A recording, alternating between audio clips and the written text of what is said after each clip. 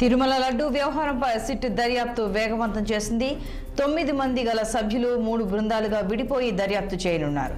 SIT ఇవాళ నుంచి తిరుపతి, తిరుమలలో ఏకకాలంలో దర్యాప్తు చేయనుంది.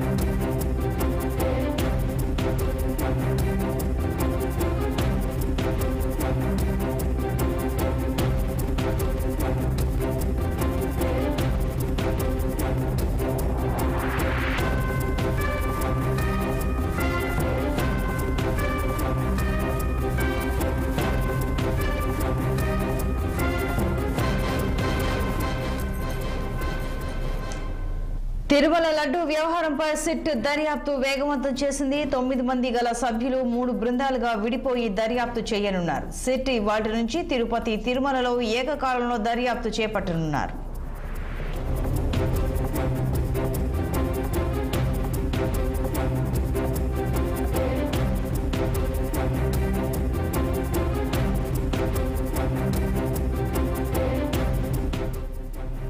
ఇక సిట్ దర్యాప్తుకి సంబంధించి మరింత సమాచారం మా ప్రతినిధి గోపి అందిస్తారు. గోపి, చెప్పండి. ఇక 3 రోజుల పాటు సిట్ అధికారులు దర్యాప్తు చేయనున్నారని, ఆ తర్వాత నివేదికని ఏపీ రాష్ట్ర ప్రభుత్వానికి అందించనున్నారని సమాచారం. వివరాలేంటి?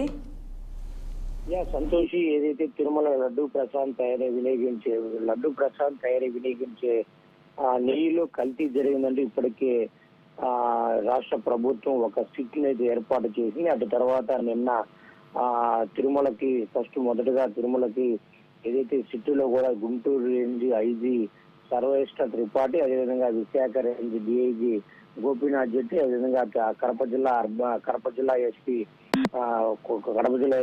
తిరుపతి జిల్లా ఎస్పీ వాళ్ళందరూ కలిసి నిన్న తిరుమల శ్రీవారిని దర్శించుకుని అటు తర్వాత నేరుగా తిరుపతిలోని పోలీస్ గెస్ట్ హౌస్ లో దాదాపు 2.5 గంటల పాటు సమావేశాలు ఏ విధంగా వెళ్ళాలంటే ఇది సిట్ కూడా తిరుపతిలో 3 విభాగాలుగా విడిపోయి దానిపై కూడా ఎవరెవరికి నోటీసులు అనే దానిపై కూడా అధికారులకు, అదేవిధంగా గతంలో పనిచేసినటువంటి టీడీ చైర్మన్, అదేవిధంగా ఈఓలకు కూడా నోటీసులు ఇచ్చి అసలు ఈ నెయ్యి టెండర్ల కొనుగోలు ఎలా జరిగింది గత 5 ఏళ్ళలో, ఇప్పుడు ఈ 3 నెలల్లో ఎలా జరుగుతుందనే దానిపై కూడా సిట్ కొంతమందికి అయితే నోటీసులు ఇచ్చే అవకాశం మనకు తెలుస్తుంది. ఏది ఏమైనా కూడా దాదాపు గత ప్రభుత్వంలో ఉన్నటువంటి చైర్మన్లు దాదాపు 300 సంవత్సరానికి 300 కోట్ల రూపాయల టర్న్ ఓవర్ ఉండవలసిన ఎక్స్పీరియన్స్ ఉండవలసిన డైరీలకి, అదేవిధంగా 150 కోట్లకు ఎందుకు తగ్గించారో అది ఏ బోర్డులో ఏదైతే సుబ్బారెడ్డి టీటీడీ చైర్మన్ గా ఉన్నటువంటి సమయంలో తగ్గించారో, అది ఏదైతే భూమన కరుణాకర్ రెడ్డి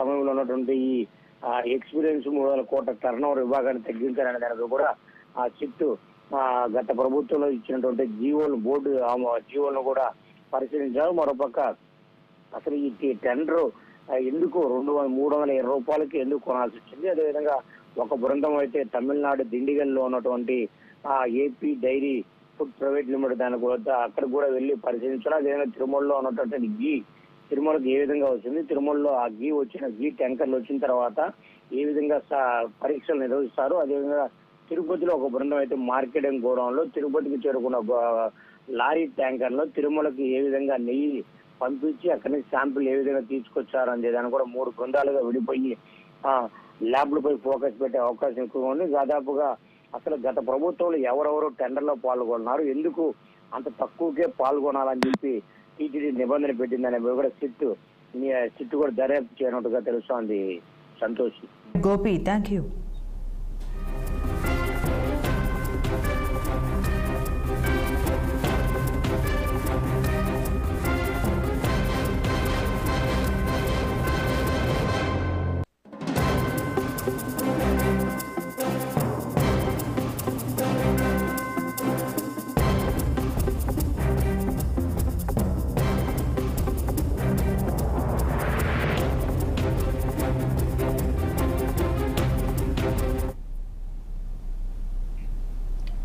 హైదరాబాద్లోని గచ్చిబౌలి స్టేడియం వద్ద సుధారెడ్డి ఫౌండేషన్